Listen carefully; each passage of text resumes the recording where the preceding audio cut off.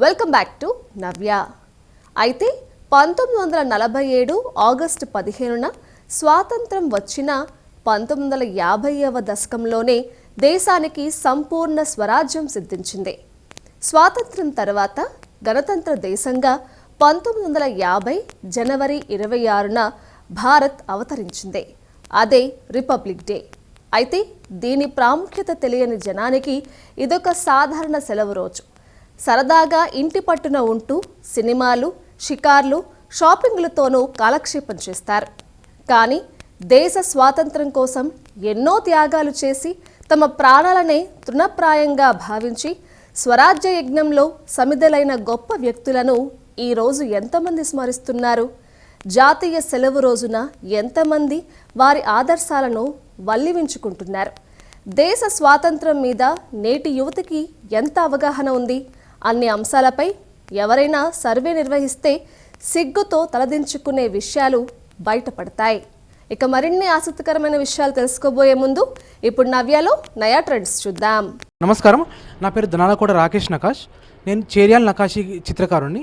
ఈ చేర్యాల నకాశీ పెయింటింగ్స్ అనేది కొన్ని వందల సంవత్సరాలు, సుమారుగా 13వ శతాబ్దం నుంచి వస్తున్న మా వంశపారంపర్యంగా వస్తున్న కులవృత్తి అన్నమాట.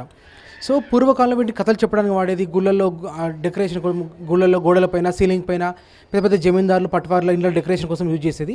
రాను అంతరించిపోతూ వస్తున్న స్టేజ్లో మనకు ముఖ్యంగా ఏంటంటే 19వ శతాబ్దం వరకు దీన్ని చేసే వందల మంది ఉండేది, దీనిపైన ఆధారపడి చేసేవాళ్ళు కళాకారులు.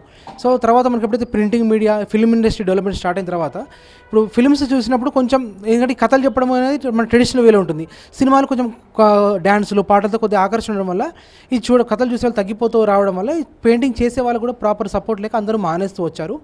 ఫైనల్గా 1960-70 టైంకి వచ్చేసరికి అందరూ మానేసి మా తాతయ్య గారు దనాలకోట వెంకటరామయ్య గారు, మా పెద్దనాయన గారు చంద్రయ్య గారు, మా ఫాదర్ వైకుంఠం గారు, వీళ్ళు మాత్రమే కంటిన్యూ చేసి వచ్చారన్నమాట. సో ఆ తర్వాత అదే టైంలో 1970s ఆ టైంలో గవర్నమెంట్ ఆఫ్ ఇండియా వాళ్ళు, మన హ్యాండిక్రాఫ్ట్ డిపార్ట్మెంట్ వాళ్ళు, హస్తకళ అభివృద్ధి సంస్థ వాళ్ళు పరిచయం అయ్యి దీన్ని కాపాడాలనే ఉద్దేశంతో ఎలాగైనా దీన్ని ముందుకు తీసుకెళ్లాలని మా పెద్దనాన్న గారికి, చంద్రయ్య గారికి, మా ఫాదర్ వైకుంఠం గారికి కొన్ని ట్రైనింగ్ స్కీమ్స్ ఇవ్వడము, మార్కెట్లో ఎగ్జిబిషన్లో పార్టిసిపేట్ చేయడానికి అవకాశం కల్పించడంతో దీనికి కొంచెం ఆదరణ కల్పించడం వల్ల స్లోగా దీని డెవలప్మెంట్ స్టార్ట్ అయింది. మాకు 2009లో GI సర్టిఫికేట్ వచ్చింది, జియోగ్రాఫికల్ ఇండికేషన్ అని. మన అప్పుడు ఏపీ గవర్నమెంట్ వాళ్ళు మన లేపాక్షి నుంచి ఇప్పించడం జరిగింది. సో ఈ GI సర్టిఫికేట్ రావడం వల్ల కంప్లీట్గా చేంజ్ అయింది అనమాట. ఎందుకంటే ఫస్ట్ ఆఫ్ ఆల్ ఇక్కడ ఉన్నటువంటి కార్పొరేట్ కంపెనీస్ కానీ, మన హైదరాబాద్ ఉన్నటువంటి ఫార్మా కంపెనీస్ కానీ, ఐటీ కంపెనీస్ కానీ ఇంట్రెస్ట్ చూపించాయి. ఇవి వాళ్ళు వచ్చిన డెలిగేట్స్, ఫారెన్ డెలిగేట్స్కి గిఫ్టింగ్ ఇవ్వడానికి స్టార్ట్ చేశాయి. ఎందుకంటే ఇది చేర్యాల పెయింటింగ్ అనేది తెలంగాణ యొక్క ఒక గొప్ప జానపద చిత్రకళ, ఒక యూనిక్నెస్ ఉంది. దీన్ని ఎలాగైనా దీన్ని కాపాడాలి, కొత్త వాళ్ళకు దీన్ని తెలిపాలనే ఉద్దేశంతో మన గవర్నమెంట్, మన స్టేట్ గవర్నమెంట్ కానీ, సెంట్రల్ గవర్నమెంట్ కానీ, ప్రైవేట్ NGOs కానీ, మనకు అప్పుడు క్రాఫ్ట్ కౌన్సిల్ ఆఫ్ తెలంగాణ ఉండేది, వాళ్ళు కానీ, సో వీళ్ళు ప్రాపర్ సపోర్ట్ చేయడం వల్ల మాకు ఇక్కడ ఎగ్జిబిషన్లో పార్టిసిపేట్ చేయడానికి ఫ్రీగా స్టాల్ ప్రొవైడ్ చేయము, మీటింగ్స్లో వీటి గురించి ప్రమోట్ చేయడం ద్వారా మంచి సపోర్ట్ జరిగింది.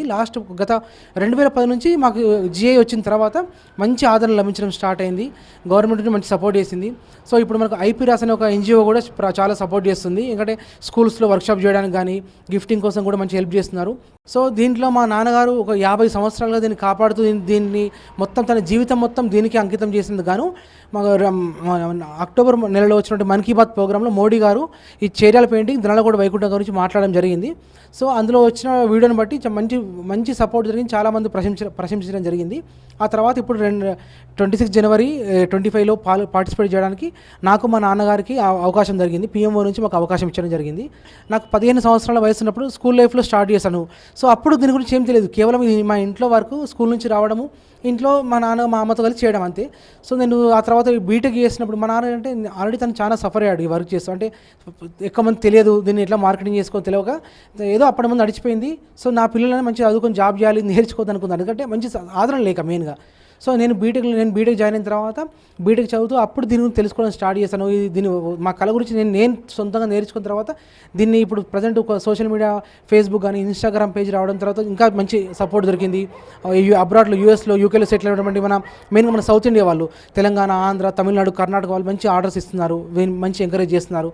తర్వాత మా బ్రదర్ వినయ్ కుమార్ JNFUలో BFA చేశారు. సో తను BFA చేసిన తర్వాత దీంట్లో ట్రెడిషనల్ వేలో కొంచెం కొత్త డిజైన్లు క్రియేట్ చేయడం జరిగింది. ఇప్పుడు వుడెన్ ప్లేట్లు, వుడెన్ బాక్సులు, ట్రేస్ మీద చేస్తున్నాము, టీషర్ట్ల మీద చేస్తున్నాము, కీ చైన్లు, ఫ్రిడ్జ్ మ్యాగ్నెట్లు, కొత్త డిఫరెంట్ డిజైన్స్ పబ్లిక్ ఉపయోగపడే విధంగా కొత్త ఇన్నోవేటివ్ డిజైన్స్ తయారు చేస్తున్నాము. సో దీంట్లో దాంతోపాటు స్కల్ప్చర్స్ ఏనుగు పైన కానీ పులి బొమ్మలు వేసి వాటిపైన మళ్ళీ పెయింటింగ్ చేయడం జరిగింది. సో ఈ విధంగా మార్కెట్లో ఎప్పుడు లైవ్లీ ఉండాలి, కొత్త కొత్త వస్తువులు చూపించాలనే ఉద్దేశంతో న్యూ డిజైన్స్ ఇన్నోవేటివ్గా నేను మా బ్రదర్ చేస్తున్నాను అనమాట.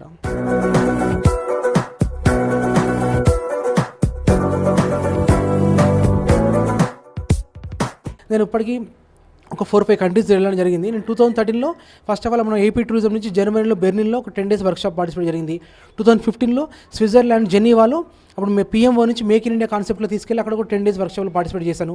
తర్వాత 2023లో మనకు ఇటలీ మిలాన్ ఫెస్టివల్ పార్టిసిపేట్ జరిగింది. అప్పుడు మనకు మన తెలంగాణ గోల్కొండ ఎంపోరియం వాళ్ళు తీసుకెళ్లారు మిలాన్ ఫెస్టివల్కి 2023లో. లాస్ట్ ఇయర్ 2024లో ఒక 10 days ప్రోగ్రామ్ యూకే బర్మింగ్హామ్లో అది PMO నుంచి వెళ్ళడం జరిగింది. సో దీనికి ప్రజెంట్ మంచి ఆధారం ఉంది. Government, state government, central government మంచి సపోర్ట్ చేస్తున్నారు. గిఫ్టింగ్ కోసం అన్ని డిపార్ట్మెంట్లు కూడా సపోర్ట్ చేస్తున్నారు.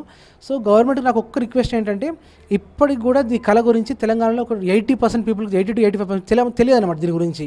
సో ఒక స్మాల్ రిక్వెస్ట్ ఏంటంటే మన తెలంగాణలో చేరియలనే కాదు GI క్రాఫ్ట్లో ఒక 15 నుంచి 20 కళలు ఉన్నాయి.